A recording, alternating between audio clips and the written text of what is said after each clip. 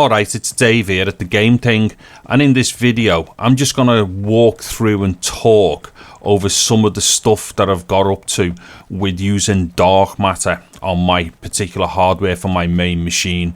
So what I'm going to do here is just do a little bit of a kind of like run through this level for a bit. Let us have a look at the picture quality, the rendering, the frame rate and stuff like that. Then what I'll do, I'll exit to the desktop and explain a few things about the system, because it's not what it is that the system isn't working 100% at the moment, although the graphics are for the actual gameplay.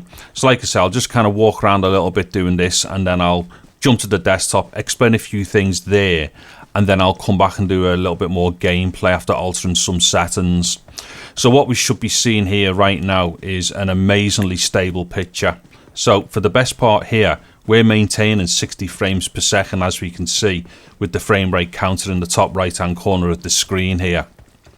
Now I have to say right now, this is the first time I've ever had such a solid frame rate from any variation of Android x86 that I've ever used. So that's anything, that's like, you know, Bliss, Phoenix, Remix, everything. This is the best performance I've ever had. And as we can see here, the picture looks amazing, I think, or at least it's as good as you can get it, because right now everything is maxed out as far as detail and resolution is concerned for this particular setup. Now let me just stand still for a second. What I'm going to do here is just start moving slowly, panning around. Just want to explain something here. Now quite often what you'll see here when you do stuff like this is like frames look like they're being dropped and stuff. That's actually not frame dropping, it's actually frame duplication. Basically what happens is a system will just repeat frames from the buffer because it can't maintain real-time ability. So it doesn't actually drop frames, it just repeats them. But as we can see here, that's solid.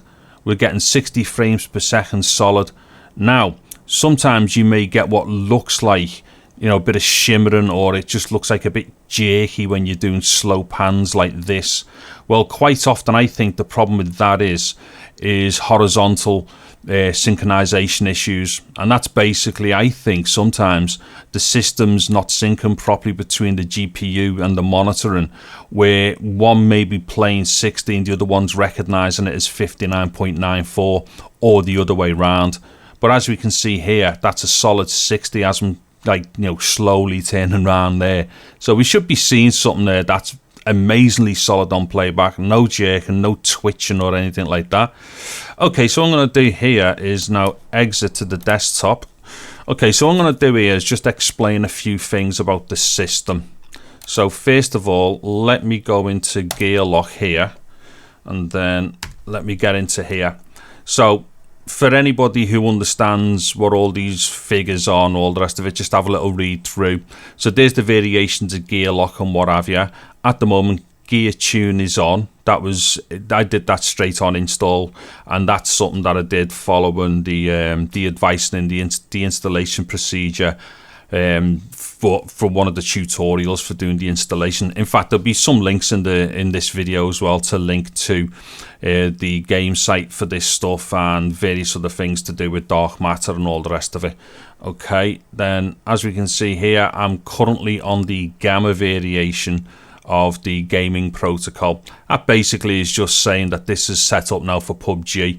Also, I use this with the COD as well, and it's brilliant. We have to change that to do that, but I won't get into that on this video. Then as we scroll down a bit more further here, we start to see more of these details. So we're on x86 and 64-bit. Now there's the kernel, 5.4.32. That seems to be working for the best part for this system for me. Also, the GPU, it's saying it's i915. It's actually a UHD 630. I'll show that in a second. CPU, I'm on an i9-9900K.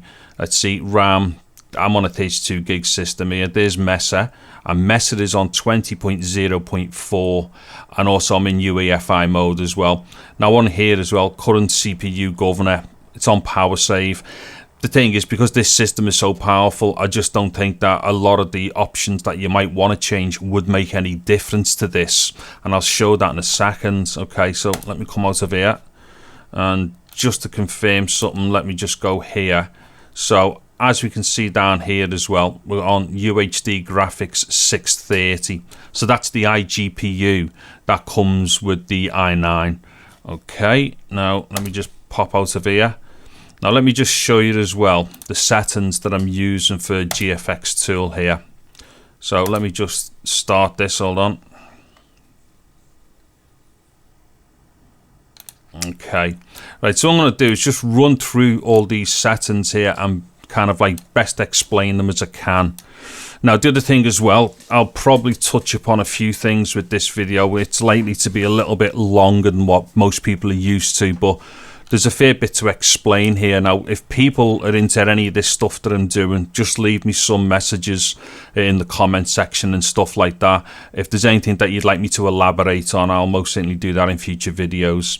Anyway, so resolution. So for that particular one there, I was in 1920 1080. Now we can go up to 2560 by 1440. Now I'm going to switch it to that for when I run through it next. Now the reason why I'm doing that is, despite the fact that it only has a 1080 output off the system, or at least the software is only capable of doing that, the hardware is capable of a higher output. But what I'm doing here, I'm going to force it to 2560, and the reason for that is because what will happen internally, the engine will actually render everything at that resolution. So what we'll get is a downscale to 1080 when it comes out the back end of the computer. But because it started off at 2560, we're going to see slightly better aliasing properties because we're taking a bigger picture and squeezing it down a bit. Okay, as far as graphics are concerned, we're on the HDR, so it's maximum there. So that's kind of self-explanatory. Then the frame rate, 60 again, so maxed out there. Now, anti-aliasing, that's disabled, and the reason for that is no matter whatever I've tried as far as the x86 platform is concerned, this anti-aliasing option is one of two things. Either it just doesn't communicate with the GPUs that you would tend to use on an x86 platform, or the option for the hardware that's used for anti-aliasing doesn't exist on a x86 CPU or iGPU or GPU. And the reason why I say that is because I use this option when I'm running on Android on an ARM system, and it does make a difference. So when you're using a Mali GPU or something like that, you know, you're definitely going to be, or Adreno, you're definitely going to be able to switch that on and notice the difference. Like I say, it's disabled because it goes all weird on this system because it doesn't really work with x86 based hardware. Right, styles in classic as well. You've got all these other options. Now, none of this stuff should alter anything to do with performance either. So render quality, that is on its maximum, which is set to high. Shadows, extreme, let's see, then shadow distance, extreme again. Moving shadows, it's just enabled. So texture quality is on its highest one, which is ultra. Effects quality, again on its highest. Improvement for effects, let's see, on its highest. Let's see, so loadout distances and stuff here for the objects is on high. And again, the same here for foliage and whatnot is high. Let's see, now color format. Now the only thing is here, I'm not entirely sure that this best describes what's going on, because although I've got it set to 64-bit, we are definitely not observing 64-bit color range. That would be fairly much impossible on a system like this. In fact, it'd be impossible for most systems. That definitely is not 64-bit color channels. I think what that's probably referring to is 64-bit internal color rendering and processing. But nonetheless, it's on its highest setting. Right, then detail mode, we've got high there. Light effects, again, on its maximum, which is high. Now, graphics API, to be honest, it doesn't matter on this system whatever I choose here. Now, I've had it on OpenGL for that first go.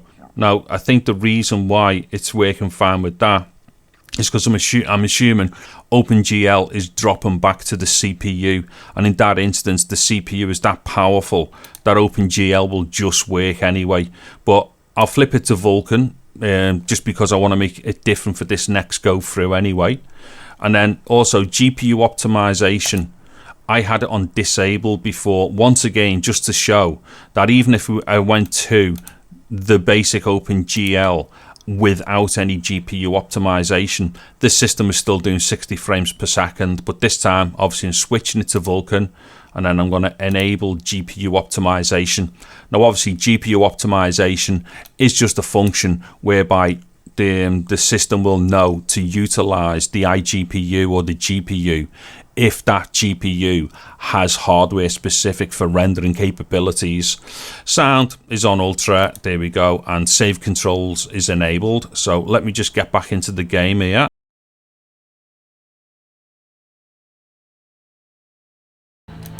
Okay, so what I'm doing here then obviously is just letting it get through the first stages of the load up. Now what I'm going to do, I'm just going to change the map here, because I prefer Miramar, to be honest. Oh, just one thing I need to make perfectly clear here as well. I'm not a pro gamer. I'm just somebody who really likes gaming, and I'm definitely a console player, so you'll never catch me with a keyboard and a mouse. I'm totally terrible with them. Okay, so I'm going to switch to Miramar here for the game. Let's see if we can get into this quickly. Quite often, I tend to be waiting forever to connect to it. Oh, it's done it really quickly. Okay, I was about to say, I tend to have to wait there to get into stuff usually when I want to select a particular map. Okay, so now, hopefully what we should see here again is something similar as far as, like, you know, frame rate and detail and quality is concerned. So as we can see right now, 60 frames per second. Granted, I'm not moving, so let's just move about a bit. Okay, let's ignore that request. Right, what I'm going to do here as well, once I jump into the game, I'm going to go to a part of the map where hopefully I can't get killed really quickly, and it'll just allow me to kind of move about a bit and show some more stuff. Okay, so what you may not notice right now is, see the edge up here of this render, although it looks a bit jaggedy, it's slightly less jaggedy because I've now got the internal rendering at 2560, although it is only coming out at 1080. The other thing as well is, if we were able to put on anti-aliasing, it would get rid of a lot of all those jagged edges on those straight things there. Okay, now you'll have to forgive me as we go through this now, because I really find it difficult talking and doing game stuff. My brain just can't cope with it. My little small puny simian brain just isn't good enough for it. Right, so as we can see here, actually let me just unfollow here. Right, now what I'm going to do is do a slow pan again here, and let's observe. Now that said 59 frames. Oh, do you know why? You know when you say no to someone, why did they keep asking? Right, so as we can see there, that slow pan is not producing any drop frames. Now we'll see it bounce between 59, 60, 61. As far as I'm concerned though, that's still maintaining a solid 60 output. Okay, so as you can see there, that's all intents and purposes just solid. Like I said, it was bouncing down to 59, but that 59 might actually be 59.94, which is what it may be set to. I can't actually say that for sure, whether it is 59.94 or 60. Anyways, what I'm going to do now is jump out. Now the other thing as well here, I don't have all my key mapping sorted, and the reason for that is because the positions for the key mapping will start changing, because I keep bouncing between different resolutions for testing various stuff to do with graphics capabilities and that. So until I find my final solution, as it were, I can't set, you know, all my hotspots properly. So yeah, there's a whole bunch of this not working. But as you can see there as well, for the best part, that's maintaining 60 on the travel down. Now, I don't know if anybody else has noticed, but usually once you jump out the airplane, because things are being loaded in, because your field of view is massively wide, and every time you turn, you know, it's got to like render what's in front of it in a massive field of view, you tend not to have much joy with solid frame rates when jumping out of the plane and stuff. And as we can see there, that's really solid. Okay, so let me just land down.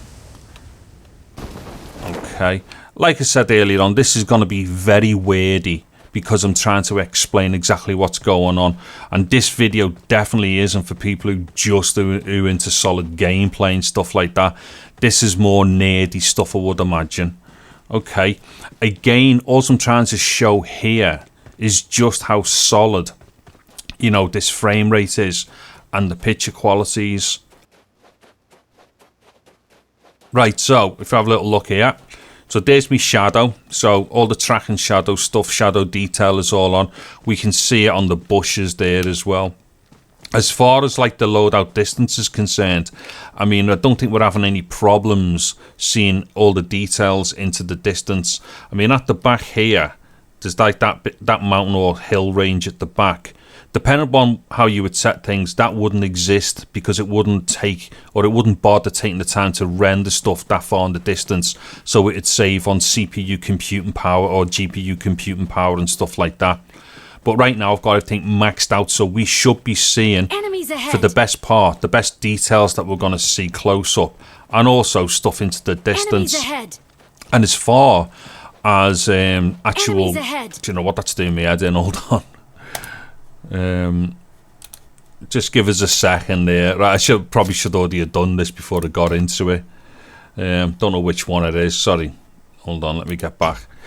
Anyway, those voice command prompts there, yeah, they do me head in, but I'll just carry on. Anyway, as we can see there, I think what we're seeing is definitely the maximum detail that we'll ever see at this game running on Android Mobile, PUBG Mobile on Android x86, or indeed just Android full stop. This is the best we'll see it. Okay, so as I'm walking through there, again, shadows, all the lighting effects, all that stuff. In fact, where's the sun? Right, so if I just block the sun there, now we can see the sun rays there to the side, and you know, all that kind of really nice funky looking graphic thing there. Okay, like I say, it's just, this is basically the maximum you can run PUBG on Android. And although this is basically Android x86, same thing, it's how do I get rid of this, hold on, it's the same thing. It's just, it's not like it's running emulated. This is obviously raw on the CPU and GPU, so we are running basically Android as it were. So what we're seeing here is exactly what we would see if we were running this native Android on an ARM processor. Only difference is we can switch on the anti-aliasing function on the ARM processor version. Like I say, can't do it on this. I've just never been able to get it to work on any variation. I've literally done, like, you wouldn't believe how many hardware variations I've done for things like, you know, Android x86 and whatnot. And I've never managed to get the anti-aliasing working. Like I said before, I think it's because there's a technology being used on the ARM GPUs, such as the Mali stuff and the Adreno, which doesn't exist on some of these CPU or some of the GPUs that we're going to use inside the PCs and stuff. Okay, so for all my talky, ranty thing, or well, not ranting, but just like mad talking. Oh, there we go, I got shot. Brilliant. Right, what I'm going to do here, I think that'll probably conclude it for all like the talky thing. So what I will do now, I'm going to restart the game. I won't be talking on it, and I'm just going to play some gameplay on it as well. Okay, so I'm just back into some gameplay here. I don't know how long it'll go on for. I'll probably get killed really quickly. And just one last thing to say here. Although this game is in 1080, I actually process and edit in 4K or UHD 4K 60 frames per second. And I upload it at that. And the main reason for that is so I can get VP9 to work, or to get activated on the encodes for YouTube for the HD streams. But if you've got the ability to play the 4K UHD version, I would suggest you do that, and you'll probably get an extra little bump in the quality as well.